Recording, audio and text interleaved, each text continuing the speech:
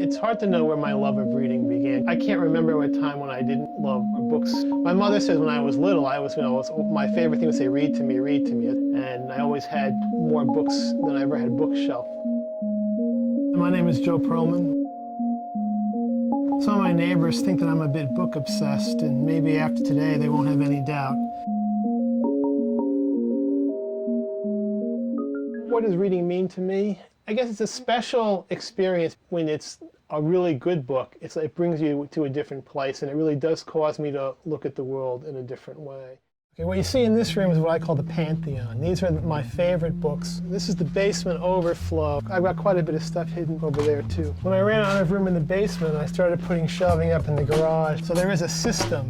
It's just that it's a system that only I know. This was my son's room when he lived here. So these are mostly books that I'm planning on reading. This is my daughter's room. I haven't quite taken over this room yet, but she did have a few extra inches on her shelf, so I'm starting to put some books. Fortunately, it's a big house. This is the attic where I put the books that I'm not sure what I'm going to do with.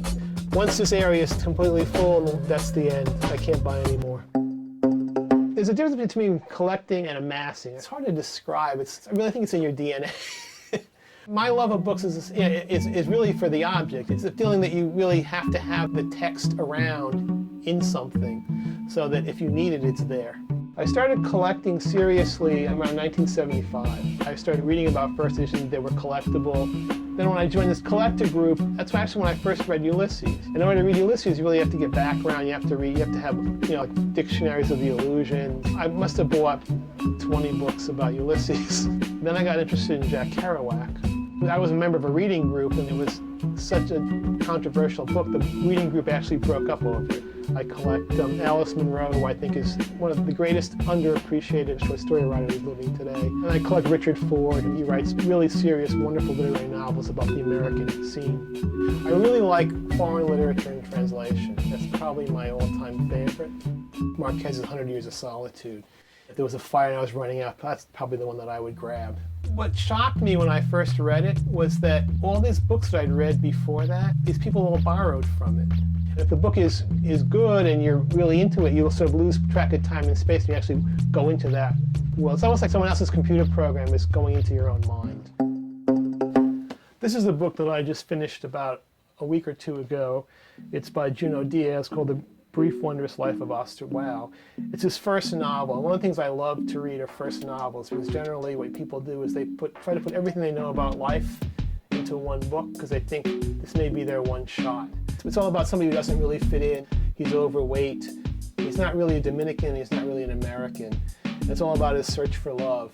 The other book that I recommend is called Peeling the Onion. This is Gunter Grass's new memoir. It's very controversial. He writes in depth about his experience being a member of Nazi Youth Corps. He uses the same illusions that he uses. If anybody who's read The Tin Drum, basically he sees memory as layers like an onion, and you keep peeling the layers out, getting deeper and deeper. And as you get deeper and deeper, you release sort of more, you see more and more of emotion of what you were like at the time. And I recommend the book. It's absolutely brilliant.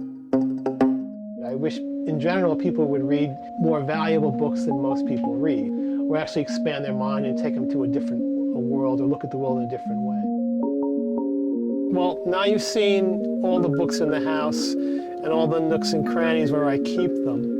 My book-obsessed friends think I'm not book-obsessed. Anybody else can make their own judgment. Thanks for coming.